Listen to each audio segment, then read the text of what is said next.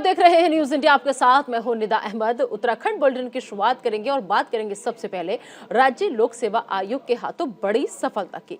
दरअसल आपको बता दें कि राज्य लोक सेवा आयोग के हाथों बड़ी सफलता मिली है, क्योंकि नकल से पास करने वाले 49 नकलचियों के नाम उजागर हो चुके हैं। बता दें आपको कि सीएम धामी के निर्देश पर ये जांच हुई है और अब तक कुल 61 नकलचियों की पहचान हो चुकी है। सभी अभ्यर्थियों को कारण बताओ नोटिस जो है वो जारी किया गया है और नोटिस का जवाब न देने पर ये कार्रवाई होगी। तो अब तक कुल 61 जो नकलची थे उनकी पहचान हो चुकी है। तो राज्य लोक सेवा आयोग के लिए ये बड़ी खबर, अहम खबर, जहां से नकल से जो पास हुए थे वो ऐसे 49 लोगों की पहचान हो चुकी है। नोटिस उन्हें दिया गया है, अगर नोटिस का जवाब नहीं दिया तो उस पर कार्रवाई की बात कही जा रही है। तो राज्य लोक सेवा आयोग के हाथों ये बड़ी सफलता हाथ लगी है, क्योंकि आपको बता दें कि जो लोग नकल से पास हुए थे, नकल से पास करने वाले 49 नकलचियों के नाम अब उजागर हो चुके हैं। सीएम धामी के निर्देश पर जांच जो है वो तेज हुई है। इस खबर पर ज्यादा बातचीत के लिए संजय पुंडेर का हम रुख करेंगे। हमारे सहयोगी संजय इस वक्त हमारे साथ जुड़ चुके हैं। संजय, अब तक कुल 61 नाम सामने आ चुके हैं, इन लोगों को नोटिस दिया जा चुका है, लेकिन नोटिस में कब तक का समय इन्हें दिया गया है? क्योंकि अगर नोटिस का जवाब नहीं दिया तो कार्रवाई की बात कही जा रही है। बिल्कुल निदा, लगातार ही जेईई परीक्षा हो या फिर पटवारी प्रकरण हो, दोनों में ही लगातार कार्रवाई की जा रही है। और जिस तरह से हम देख रहे हैं कि लगातार ही जो एसआईटी है वो अपनी जांच कर रही है। हालांकि अब एसआईटी ने करीब 61 नाम उजागर किए हैं, जिसमें करीब 49 जो अभ्यर्थी थे नकलची, उनकी भी पहचान हो चुकी है। हालांकि इन अभ्यर्थियों को एक नोटिस दिया गया है और जल्द से जल्द जवाब देने के लिए भी कहा गया है। कहा जा सकता है कि जिस तरह से लगातार मुख्यमंत्री पुष्कर सिंह धामी ने कहा था कि जो आरोपी होगा, जो नकलची होगा, जो इस पूरे प्रकरण में शामिल होगा, वो कहीं ना कहीं सलाखों के पीछे होगा। यही वजह है कि लगातार जो एसआईटी है वो अपना कार्य कर रही है, क्योंकि हम देख रहे हैं कि दर्जनों जो आरोपी थे वो सलाखों के पीछे हैं, यानी वो जेल में जा चुके हैं और आगे की भी जो कार्रवाई है वो की जा रही है। हालांकि जेईई प्रकरण में जो फरार आरोपी है उनकी भी लगातार तलाश जारी है, उनको भी लगातार ही जेल भेजने की तैयारी में पुलिस लगी है। हालांकि अब जो जिस तरह से अभ्यर्थियों के लिए कहा गया है कि जल्द से जल्द जवाब दो, नहीं तो उनके भी खिलाफ कार्रवाई की जाएगी। लेकिन संजय, ऐसे में सवाल यह है कि 49 नकलचियों के नाम तो उजागर हो चुके हैं, लेकिन आंकड़ा जो है वो 61 का है। बाकी के नाम पता नहीं चले हैं या फिर उन तक पुलिस कब तक पहुंच पाएगी? देखिए, शुरुआती दौर में हमने देखा था कि जो लोक सेवा आयोग की जो ऑफिशियल वेबसाइट है उस पे 12 अभ्यर्थियों की, यानी जो 12 नकलची है उनके नाम उजागर किए थे। लेकिन 61 लोगों की जो पहचान हुई है वो कहीं ना कहीं की जा रही है, जिसमें से करीब 49 जो नकलची है उनकी पूरी तरीके से पहचान हो चुकी है, जिनको लोक सेवा आयोग की ओर से एक जवाबदेह नोटिस भी जारी किया गया है। जो बाकी के बचे हुए जो नकलची है उनकी लगातार पहचान करने की कोशिश की जा रही है, क्योंकि हम देख रहे हैं कि जो वहां पर सीसीटीवी लगे थे उनको भी खंगाला जा रहा है। और जिस तरह से एसआईटी प्रभारी रेखा यादव को बनाया गया है, उनका भी साफ तौर पर यही कहना है कि आरोपी और जो भी होगा वो पुलिस की पकड़ से बाहर नहीं होगा। हालांकि लगातार ही सभी से पूछताछ की जा रही है, जो भी इसमें अपराधी होगा वो कहीं ना कहीं जेल भेजा जाएगा। निदा, ठीक है संजय, आप हमारे साथ बने रहिए। तो अब तक कुल 61 नकलची की पहचान हो चुकी है, उनमें से 49 ऐसे हैं जिनका नाम भी उजागर हो चुका है। चलिए आगे बढ़ते हैं, बात कर लेते हैं धामी सरकार की। धामी सरकार ने जोशीमठ भू धसाव से प्रभावितों को, उनके परिवारों को नई पुनर्वास नीति के तहत क्षतिग्रस्त भवनों का मुआवजा देना शुरू कर दिया है। आपको बता दें कि पहले दिन आपदा प्रभावितों के 3 भवन स्वामियों को चेक के माध्यम से 63,66,000 रुपये दिए गए, जिसके चलते भवन स्वामियों को सरकार से बड़ी राहत मिलने के बाद वो संतुष्ट नजर आ रहे हैं। लेकिन वहीं दूसरी तरफ कांग्रेस ने इस पर सवाल खड़े किए हैं। कांग्रेस प्रदेश अध्यक्ष करण माहरा का कहना है कि जोशीमठ भू धसाव की घटना को काफी लंबा समय हो गया और अब जाकर के सरकार ने केवल 3 ही परिवारों को मुआवजा राशि देने का काम किया है। माहरा का कहना है कि आपदा से प्रभावित लोग अब हार चुके हैं, जिसके चलते सरकार से अब जो भी मदद मिल रही है वो उसी से संतुष्ट नजर आ रहे हैं। बद्रीनाथ इस समय बहुत ही लोगों की नज़र पे है। जोशीमठ विश्व के पटल पे इस समय लोगों की नज़र पे है। 80 करोड़ से ज़्यादा हिंदुओं की आस्था का केंद्र जोशीमठ इस समय दरक रहा है। इसमें गोपेश्वर दरक रहा है। इस समय कर्णप्रयाग का पूरा बहुगुणा नगर दरक रहा है। 38 घरों को तो टूटते हुए मैं देख के आया। उसके बावजूद भी उस क्षेत्र के विधायक को आमंत्रित नहीं करना समीक्षा बैठक में, निश्चित ही ये जनप्रतिनिधियों का अपमान है, लोकतंत्र का अपमान है। सरकार को ये मानना चाहिए कि जनता ने बद्रीनाथ की आदरणीय राजेंद्र भंडारी जी को अपना प्रतिनिधि चुन के भेजा, क्योंकि उस पूरी विधानसभा का प्रत्येक व्यक्ति आके अपनी बात नहीं रख सकता। उन व्यक्तियों की बात रखने के लिए बद्रीनाथ की जनता ने चुनकर राजेंद्र भंडारी जी को विधानसभा में भेजा था। लेकिन समीक्षा बैठक में जिस तरीके से सरकार और उनके नुमाइंदों ने उनको नहीं बुलाया है, निश्चित ही ये लोकतंत्र का भी अपमान है और चुने हुए प्रतिनिधि का भी अपमान है। बद्रीनाथ तो करण महारा को आप सुन रहे थे, जो सरकार पर लगातार सवाल उठा रहे हैं, क्योंकि कांग्रेस ये कह रही है कि केवल 3 परिवारों को ही मुआवजा राशि जो है वो दी गई है। और सबसे बड़ी बात ये कि अब जो लोग हैं, इस खबर पर ज्यादा बातचीत के लिए हमारे सहयोगी हितेश इस वक्त हमारे साथ जुड़ चुके हैं। हितेश, 3 लोगों को 63 लाख का चेक जो है वो मिला है। कांग्रेस लगातार हमलावर है, क्योंकि जो घरों की तादाद है, जो घर चिन्हित हुए थे, उनकी संख्या ज्यादा है। ऐसे में केवल 3 परिवारों को ही मुआवजा राशि अगर मिली है तो सभी लोग संतुष्ट कैसे हो सकते हैं? जी बिल्कुल, देखिए लगातार जिस तरीके से जोशीमठ में भू धसा और दरारों का मामला बढ़ रहा है, उसे देखते हुए मुख्यमंत्री पुष्कर सिंह धामी ने जो अपनी मुआवजा नीति है उसको लागू कर दिया है। 63 लाख के हिसाब से वहां पर अभी तक 3 से 4 परिवारों को मुआवजा दिया गया। हालांकि इसको लेकर अभी कांग्रेस पार्टी संतुष्ट नजर नहीं आ रही है, जिसके देखते हुए, क्योंकि जिन लोगों को अभी मुआवजा मिला है वो तो साफ तौर पर अभी संतुष्ट दिखाई दे रहे हैं, और जो बाकी लोगों की जो उम्मीदें हैं, क्योंकि 1000 से ज्यादा परिवार है जिनको भी मुआवजा देना बाकी है, क्योंकि जिन लोगों के घर टूटे हैं या जिन लोगों के घरों में दरार आई है, दुकानों में दरार आई है, जिनके सामने बहुत बड़ा संकट खड़ा है, तो कहीं ना कहीं जिस तरीके से कांग्रेस पार्टी ने सियासत का मुद्दा बना दिया है। कांग्रेस पार्टी के जो प्रदेश अध्यक्ष करण महारा, उनका साफ तौर पर यही कहना है कि 3 लोगों को मुआवजा देने से इतिश्री नहीं होगी। उनका कहना है कि सभी लोगों को यहाँ पर मुआवजा दिया जाए।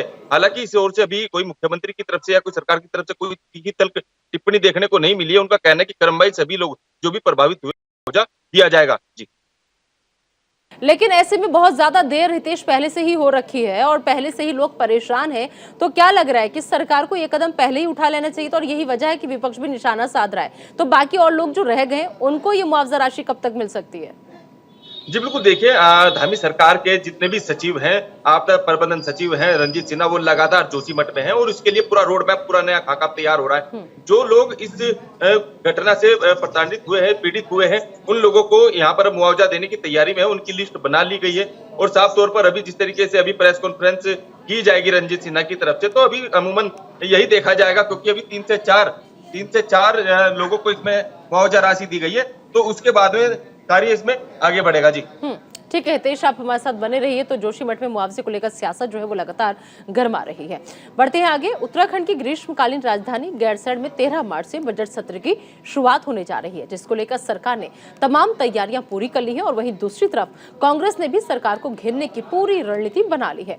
आपको बता दें कि सत्र के पहले दिन ही कांग्रेस विधानसभा का घेराव करने जा रही है, जिसको लेकर प्रदेश अध्यक्ष करण महारा ने का कहना है कि केंद्र सरकार की वजह से प्रदेश में गिरती अर्थव्यवस्था, भर्ती घोटाला, गन्ने का मूल्य न बढ़ाना और अंकिता भंडारी हत्याकांड जैसी असफलताएं देखने को मिल रही हैं। ऐसे ही कई अहम मुद्दों को लेकर कांग्रेस विधानसभा का घेराव करते हुए सरकार को घेरने का काम करेगी। अर्थव्यवस्था सरकार, केंद्र सरकार की वजह से हमारा स्टेट बैंक बहुत नुकसान में है। अडानी की वजह से, केंद्र सरकार की मदद की वजह से आज LIC बहुत नुकसान में। LIC के डायरेक्टर्स ने मना किया था उसमें इन्वेस्ट करने के लिए, लेकिन सरकार के दबाव में अडानी के साथ इन्वेस्टमेंट करनी पड़ी। 60,000 करोड़ से ज़्यादा का नुकसान अभी तक LIC झेल चुकी है। तो इन विषयों को हम लेके कर रहे हैं। अंकिता भंडारी मर्डर केस में अभी तक VIP का नाम सामने नहीं आया है। भर्ती घोटाले में अभी उस VIP का नाम सामने नहीं आया है जिसका जिक्र S राजू ने इस्तीफा देते समय किया कि हाकम सिंह और मंडल अध्यक्ष जो इनके BJP के पकड़े गए हैं, उनके संरक्षक जो हैं वो जांच नहीं होने देना चाहते, उसका नाम सामने नहीं आया है। बेरोजगार नौजवान नवयुवतियों पर लठ चले हैं इस राज्य पर, ये विषय है। गन्ना किसानों का पुराना भुगतान अभी तक नहीं हुआ है और न ही समर्थन मूल्य को बढ़ाने की कोई कार्रवाई सरकार ने की। हमको उम्मीद थी कि सरकार इस बार की कैबिनेट में गन्ना का समर्थन मूल्य बढ़ाएगी और उनके पुराने भुगतान का जिक्र करेगी, पर ऐसा नहीं हुआ। हाँ, गन्ने के सीरे से बनने वाली शराब का मूल्य जरूर बढ़ाया गया। तो सरकार अकंठ जो डूबी हुई है, खनन इस प्रदेश में जिस तरीके से चल रहा है, कुछ पेपर्स हैं, मैं इस होली के बाद आपके सम्मुख फिर से प्रस्तुत हूँगा कुछ सबूत वो लेकर। ये सारे ऐसे विषय जिनको लेकर हम सरकार को घेरने का काम विधानसभा सत्र के दौरान करेंगे। हितेश हमारे सहयोगी लगातार हमारे साथ बने हुए। हितेश, 13 तारीख वो जब गैरसैंण में जो है सत्र की शुरुआत होने जा रही है, लेकिन विपक्ष के कई मुद्दे ऐसे हैं जिस पर वो सरकार को घेरना चाहता है। ऐसे में सवाल यह है कि सत्र हंगामेदार रहेगा लेकिन बजट सत्र को लेकर सरकार भी अपनी तैयारियों के पुख्ता दावे कर रही है। वहां पर आपको क्या तस्वीर नजर आ रही है? जी बिल्कुल, देखिए गैरसैंण में इस बार बजट सत्र शुरू होने जा रहा है। 13 मार्च से वहां पर बजट शुरू होगा। उसके लिए जितनी भी तैयारियां हैं वो विधानसभा के अध्यक्ष जो रितु खंडेरू है उन्होंने साफ तौर पर कहा है कि पूरी चाक चौबंद वहां पर रहेगी। सुरक्षा के मद्देनजर जो सिपाहियों की तैनाती है वो वहां पर, अधिकारियों की तैनाती वहां पर कर दी गई है। तो उसी को देखते हुए जिस तरीके से कांग्रेस पार्टी एक बार फिर हंगामेदार इस सत्र को बनाना चाह रही है, और कांग्रेस पार्टी के जो प्रदेश अध्यक्ष उन्होंने भी साफ तौर पर कहा है कि अगर गन्ना समर्थन मूल्य में बढ़ोतरी नहीं होती है तो उसको लेकर हम विधानसभा में भी और विधानसभा के बाहर भी हंगामा करेंगे। गन्ना ही नहीं, कई ऐसे मुद्दे हैं जिनको लेकर कांग्रेस पार्टी विधानसभा में सरकार को घेरने का काम करेगी। जी, सबसे बड़ी बात यह है कि हमने देखा जिस तरीके से अभी हमने सुना प्रदेश अध्यक्ष कांग्रेस के कई बातें वो कह रहे थे कि हम बजट सत्र में सरकार को कैसे घेरेंगे, और सबसे बड़ी बात यह है कि बजट सत्र से बहुत ज्यादा उम्मीद है। उससे बड़ी बात यह कि गैरसैंण में ये होगा, लेकिन ऐसे में गिरती अर्थव्यवस्था, भर्ती घोटाला, ये तमाम वो मुद्दे हैं जो गैरसैंण में 13 मार्च को जो विपक्ष है वो उठाएगा। और सबसे बड़ी बात जो है अंकिता हत्याकांड, क्या लग रहा है इतने दिनों बाद भी अंकिता के हत्याकांड की गूंज जो है वो उत्तराखंड वासियों को याद है अभी भी? जी बिल्कुल, देखिए जिस तरीके से बजट से काफी उम्मीदें लोगों को है, क्योंकि जिस तरीके से होली का त्योहार नजदीक है और ऐसे में 50 रुपए सिलेंडर पर बढ़ा दिए तो उससे भी विपक्ष लगातार सत्ता पर हमला कर रहा है, और आम जनता में भी कहीं ना कहीं खुशी का माहौल नहीं देखने को मिल रहा है। क्योंकि जिस तरीके से 50 रुपए एकदम से घरेलू गैस सिलेंडर पर बढ़ा देंगे तो कहीं ना कहीं लोगों ने निराशा व्यक्त की है। तो जिस तरीके से बजट सत्र इस बार हो रहा है और वहां की जो तैयारियां हैं, तैयारियों के अनुरूप क्या कार्य वहां पर चल रहे हैं, तो उसी को देखते हुए जो कांग्रेस पार्टी है, कई सारे ऐसे मुद्दे, क्योंकि अंकिता हत्याकांड का बहुत बड़ा मुद्दा है। अंकिता की जो मां है वो भी पूरी जांच से संतुष्ट नजर नहीं है, उसने भी आंदोलन करने की चेतावनी दे दी है। जी चलिए तेज, बहुत बहुत शुक्रिया इस तमाम जानकारी के लिए आपका। तो बजट सत्र को लेकर विपक्ष पूरी तैयारी के साथ सरकार पर हमलावर होने को तैयार है। आगे बढ़ते हैं खबर देहरादून से, जहां होली के मद्देनजर दूध, पनीर और मावे में मिलावट करने वालों को लेकर जिला अधिकारी सोनिका ने सभी संबंधित अधिकारियों को दिशा निर्देश दिए हैं कि वो सभी दुकानदारों के सामान के सैंपल लें और जो व्यक्ति मिलावट करते पाया जाता है उसके खिलाफ कड़ी कार्रवाई करें। ऐसे निर्देश का पालन करते हुए मिठाई की दुकान, दूध की डेयरी में सघन चेकिंग अभियान चलाया गया, जिसमें बता दें आपको कि पीसी जोशी खाद्य सुरक्षा अधिकारी इंस्पेक्टर मौजूद रहे। वहीं उन्होंने सैंपलिंग की और दुकानों को नोटिस भी दिए। बताते चलें कि होली का त्योहार आ रहा है, जिसको लेकर मिठाई की दुकान और डेयरी पर दूध, पनीर, मावा आदि लोग खरीदने आते हैं और इन खाद्य पदार्थों में मिलावट अक्सर देखी जाती है, जिसको लेकर खाद्य विभाग पूरी तरह से मुस्तैद नजर आ रहा है और सभी दुकानों पर सैंपलिंग की जा रही है। होली आ रही है और क्योंकि होली पे लॉ एंड ऑर्डर का भी इशू रहता है तो हमारे द्वारा मजिस्ट्रेटों की तैनाती कर दी गई है। और साथ ही साथ क्योंकि त्यौहार है तो मिठाइयाँ बनती हैं और मिठाइयों में मिलावट की शिकायतें आती हैं, जिसके क्रम में हमने फूड सेफ्टी अधिकारी को प्लस हमारी जो पूरी टीम है उसको बता दिया गया है कि जगह जगह छापेमारी करें और कहीं भी मिलावट की शिकायत आए तो कार्रवाई करें।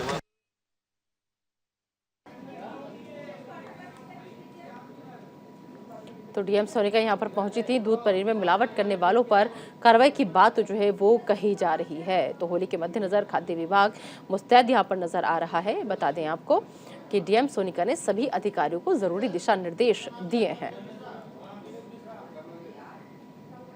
और अगली खबर हरिद्वार के लक्सर से है, जहां पुलिस प्रशासन अवैध शराब और नशाखोरी के खिलाफ अभियान चला रही है, जिसके तहत पुलिस ने क्षेत्र के डेरा कलाल गांव के जंगल में छापा मारकर करीब 2000 लीटर कच्ची शराब बरामद की है। पुलिस ने मौके से अवैध शराब बनाने के उपकरण भी जब्त किए हैं।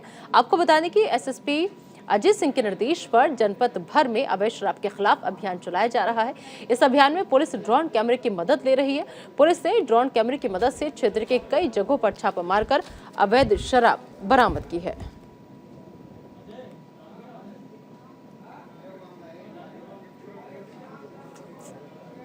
इस खबर पर ज्यादा बातचीत के लिए सीधा रुक करेंगे हमारे सहयोगी संजय पुंडीर का, जो इस वक्त हमारे साथ जुड़ चुके हैं। संजय, आखिर कब से यहाँ पर अवैध शराब का कारोबार जो है वो धड़ल्ले से चल रहा था और कैसे भनक इस बात की प्रशासन को लगी? ही जो शराब माफिया होते हैं वो पूरी तरह सक्रिय हो जाते हैं, क्योंकि हम देखते हैं कि हरिद्वार का लक्सर क्षेत्र ऐसा क्षेत्र है जहां पहले भी जहरीली शराब से सैकड़ों लोगों की जान जा चुकी है, दर्जनों भर लोग बीमार हो चुके हैं और इसी को लेकर जो आबकारी विभाग है वो पूरी तरह सक्रिय है, क्योंकि त्योहार से पहले आबकारी अधिकारी ने एक टीम का गठित किया है और साफ तौर पर अवैध शराब माफियाओं पर नकेल कसने का यहाँ काम किया जा रहा है। कहा जा सकता है कि होली के मद्देनजर जो आबकारी विभाग की टीम है वो पूरी तरह सक्रिय है। उसमें हरिद्वार का शहरी क्षेत्र हो या ग्रामीण क्षेत्र हो, दोनों ही जगह लगातार ताबड़तोड़ छापेमारी की जा रही है, क्योंकि इस संबंध में हमारी आबकारी अधिकारी से भी बात हुई है। उन्होंने कहा है कि हमारी कई टीमें हरिद्वार के ग्रामीण क्षेत्रों में काम कर रही है और रोजाना ही कई ठिकानों पर छापेमारी कर रही है। हालांकि होली से पहले लगातार जिस तरह से छापेमारी हो रही है उससे कहीं ना कहीं जो शराब माफिया है उनमें हड़कंप मचा हुआ है। निदा जी, ऐसे में उम्मीद करें कि आने वाले वक्त में बाकी और जो बड़ी मात्रा में शराब बनाने के उपकरण पुलिस को जिस तरीके से बरामद हुए हैं, तो बाकी और शराब माफियाओं को भी इससे एक मैसेज जाएगा और आने वाले समय में कम से कम इस तरीके से अवैध शराब का काम जो है वो धड़ल्ले से नहीं चलेगा। बिल्कुल निदा, लगातार ही आबकारी विभाग चाहता है कि होली के मद्देनजर हो या होली के बाद हो, जो अवैध शराब करने के जो कारोबार करते हैं उन पर कहीं ना कहीं नकेल कसी जाए, क्योंकि हमने देखा है कि बीते दिनों से लगातार ही जो टीमें हैं वो क्षेत्र में काम कर रही है, क्योंकि लगातार ही बहादुराबाद क्षेत्र में भी कई ऐसी कार्रवाई हुई है जिनसे कहीं ना कहीं शराब जो माफिया है उनमें हड़कंप मचा हुआ है। यही वजह है कि अब लगातार ही जो छापेमारी की जा रही है, हालांकि इस कार्रवाई से एक संदेश भी जा रहा है कि अगर अवैध काम किया तो उनके खिलाफ बड़ी कार्रवाई की जाएगी। ठीक है संजय, आप बने रहिए हमारे साथ। तो अब अगली खबर भी हरिद्वार से है, जहां होली के मद्देनजर आबकारी विभाग चौकन्ना हो गया है और कच्ची शराब का कारोबार करने वालों के खिलाफ कार्रवाई तेज कर दी है। आबकारी विभाग की टीमें पथरी और लक्सर इलाके के जंगलों में रोजाना छापेमारी कर हजारों लीटर लहन और कच्ची शराब बनाने का सामान को नष्ट कर रही है। वहीं आबकारी अधिकारी प्रभा शंकर मिश्रा भी शराब की दुकानों पर ओवर रेटिंग की जाँच करने को लेकर निरीक्षण कर रही है। ऐसे में प्रभा शंकर मिश्रा ने क्या कुछ कहा वो आपको सुनवाते हैं। कच्ची शराब के अड्डे हैं उनको नष्ट किया जाएगा। जंगलों के चारों नदियों के किनारे जो अड्डे हैं और अवैध परिवहन के जो लिंक मार्ग हैं उन पे तलाशी अभियान तेज चलाया जाएगा। ढाबों पे भी तलाशी ली जाएगी और इस तरह से और एक तरह से अवैध कच्ची शराब और जहरीली शराब और अवैध स्रोतों की शराब के विरुद्ध जो है जन जागरूकता जनमानस में भी चलाया जाएगा कि अवैध शराब की तरफ न जाए और जो वैध मदिरा के स्रोत है, हमारी दुकानें हैं, वहीं से शराब ग्राहक खरीदें। मेरी अपील भी है सभी जनमानस से, सभी ग्राहकों से कि वहां पर जाए। और इस खबर पर संजय पुंडी लगातार हमारे साथ बने हुए। संजय, सवाल यह है कि क्या सिर्फ होली की वजह से, त्योहार की वजह से आबकारी विभाग जो है चौकन्ना नजर आ रहा है, या फिर इससे पहले भी मुस्तैदी आबकारी विभाग के राज्य में देखी गई है? देखिए निदा, आपको बता दें त्योहारों के मद्देनजर जो विभाग होता है वो ज्यादा सक्रिय हो जाता है, क्योंकि ऐसे वक्त पर, ऐसे मौकों पर जो लोग होते हैं वो अवैध शराब का सेवन करते हैं, जिससे कहीं ना कहीं लोगों की जान भी चली जाती है, जिसको लेकर आबकारी विभाग लगातार लोगों से अपील भी कर रहा है कि अगर आपको मदिरे का सेवन करना है तो आप वैध दुकानों से ले, ग्रामीण क्षेत्रों में जो शराब बनाई जाती है वहां से ना ले। इसी को लेकर तमाम जो अधिकारी की टीम है, यानी जो आबकारी विभाग ने टीम बनाई है, उनको भी लगातार पूरी तरीके से अलर्ट मोड पर रखा गया है, क्योंकि आप तस्वीरों में साफ देख सकते हैं किस तरह से जंगलों में लगातार छापेमारी की जा रही है। हालांकि होली के मद्देनजर जो टीम है वो लगातार लोगों से भी अपील कर रही है कि आप अगर शराब लेते हैं तो वैध जगह से ले, क्योंकि हम देखते हैं कि जो लालच में आकर जो कुछ लोग होते हैं वो ग्रामीण क्षेत्र में कच्ची शराब का सेवन कर लेते हैं, जिससे कहीं ना कहीं उनकी जान पर खतरा बन जाता है। इसी को लेकर लगातार जो अधिकारी हैं वो लोगों को जागरूक कर रहे हैं और लोगों से अपील भी कर रहे हैं। निदा जी संजय, बहुत बहुत शुक्रिया इस तमाम जानकारी के लिए आपको। तो अवैध शराब के खिलाफ आबकारी विभाग लगातार अभियान चला रहा है। उत्तराखंड के उत्तरकाशी में आधी रात को लगातार भूकंप के 4 झटके महसूस किए गए। बता दें आपको कि भूकंप के झटकों से उत्तरकाशी के लोग दहशत में आ गए। लोग आधी रात घरों से बाहर निकल आए और सुरक्षित स्थानों पर चले गए। भारतीय मौसम विभाग नई दिल्ली के मुताबिक भूकंप की तीव्रता जो है वो 2.5 रही है और सिरौर गांव इसका दरअसल जंगल जो था वो केंद्र था। बता दें कि उत्तरकाशी जिले में रविवार रात करीब 12:40 पर भूकंप का पहला झटका महसूस हुआ। इसके बाद 5 से 10 मिनट के भीतर लगातार भूकंप के 4 झटके महसूस किए गए। लगातार आए भूकंप के झटकों से उत्तरकाशी के लोग सहम उठे और लोग घरों से बाहर निकल आए।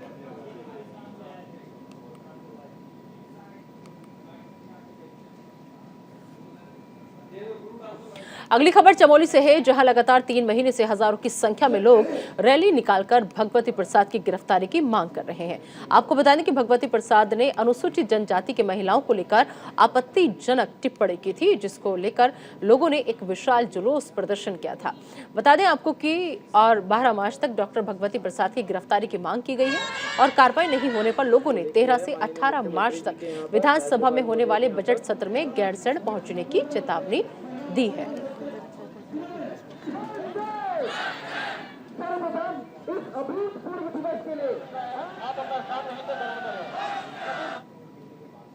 होली का त्योहार नजदीक आते ही प्रदेश भर में सभी लोग एक दूसरे पर रंग डालते नजर आ रहे हैं और वहीं दूसरी तरफ रंगों का शरीर के ऊपर भी खासा प्रभाव पड़ता है, क्योंकि खास करके अगर बच्चों की हम बात करें तो वो लोग खुले में बिकने वाले रंगों का एक दूसरे पर इस्तेमाल करते हैं। इससे उनकी शरीर की त्वचा को खासा नुकसान हो सकता है। इसको लेकर डॉक्टर्स ने बताया कि होली के रंगों से बचाव के लिए पूरे शरीर पर सनस्क्रीन लगानी चाहिए। डॉक्टर ने और क्या कुछ कहा बचाव के लिए, सुनवाते हैं आपको।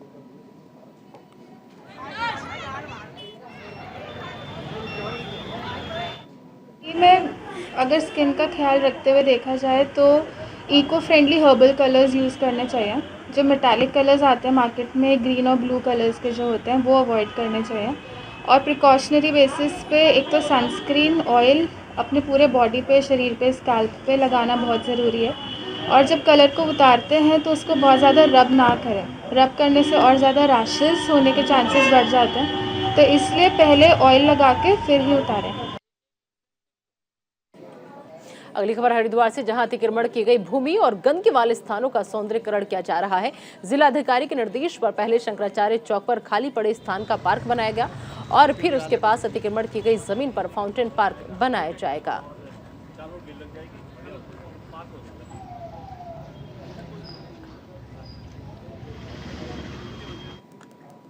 और चलिए अब आपको उत्तराखंड के खटीमा लिए चलते हैं, जहां पर उत्तराखंड के मुख्यमंत्री धामी जो हैं वो एक होली समारोह में शामिल हुए हैं।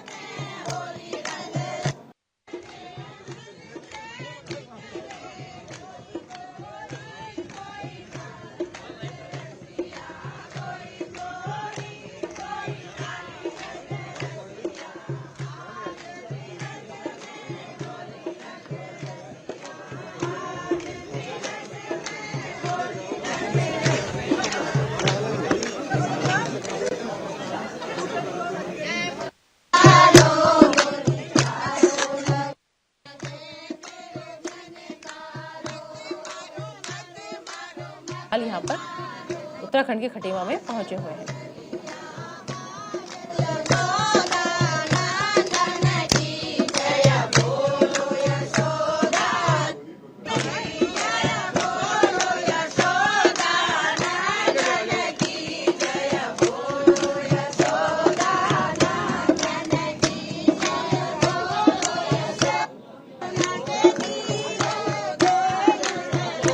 महिलाएं कैसे तिलक लगा के रंग से, गुलाल से पुष्कर सिंह धामी को होली की शुभकामनाएं देती हुई महिलाओं के बीच इस वक्त खटीमा से मुख्यमंत्री धामी, सीधी तस्वीरें आपको हम दिखा रहे हैं।